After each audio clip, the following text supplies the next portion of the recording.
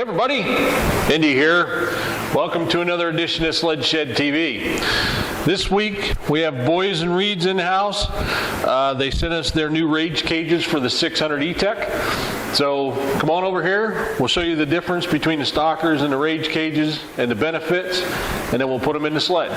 Okay, so here's the two side by side. This is your stock reed cage. This is the Boyesen aftermarket reed cage.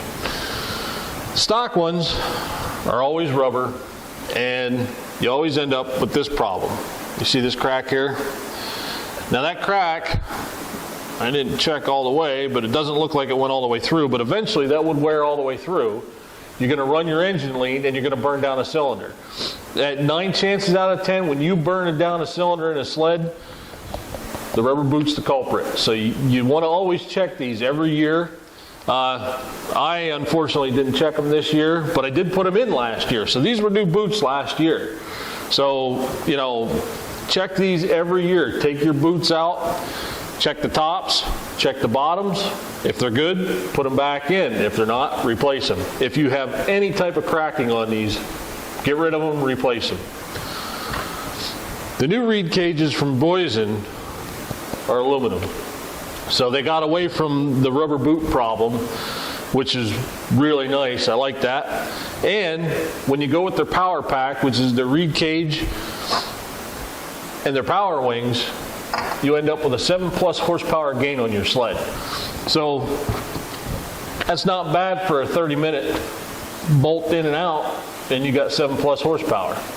So they're going to give you your gaskets, and they're going to give you new bolts just in case your old bolts are stretched out or stripped or whatever. They're going to give you new bolts too. So that's the complete kit. And it's a really nice little package, and it's inexpensive, and it's cheap horsepower. So let's put them on and we'll start it up and see how it runs. So here we are on our sled, and normally if you had the right tools, which we don't have one of the tools that we needed, the correct way to do this is to pull the secondary off, and you get everything right there. We don't have a puller. Most guys aren't going to have a puller that's, you know, the everyday Joe that's going to go out and put something on his sled. So we elected to do it this way instead of going and getting a puller and doing it.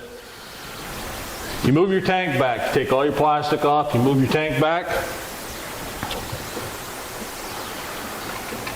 take your carburetors off, take your boots out. So this is already done, so we had both boots over there to show you on the desk. So that's already done.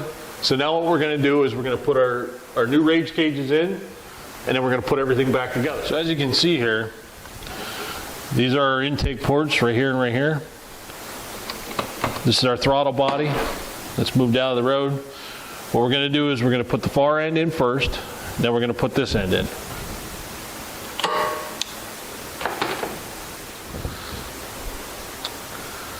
Okay, so I don't know if you can see it or not. There's quite a bit of oxidation in here.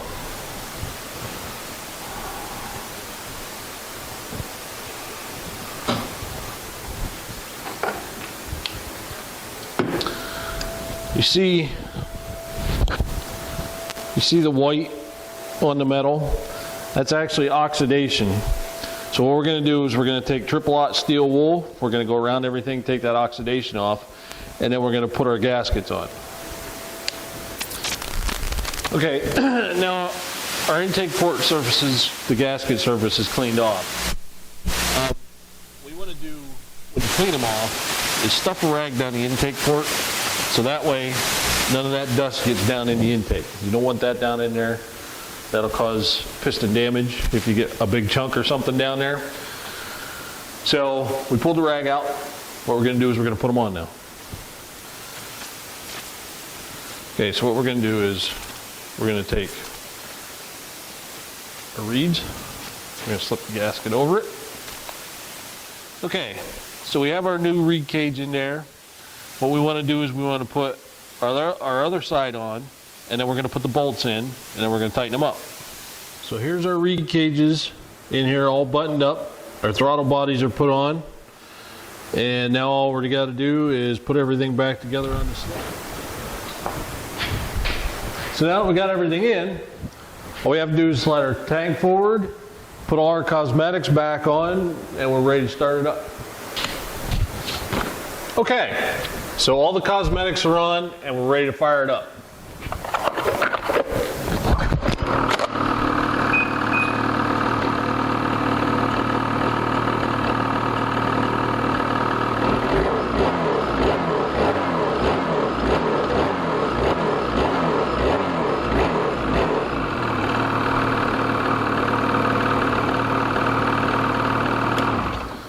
Sounds good. Job well done. We're ready to hit the trail. We're going to be out next week testing the reeds and all the other products we have on the sled. If you see us out there, stop by, ask us how the products are doing, and we'll let you know.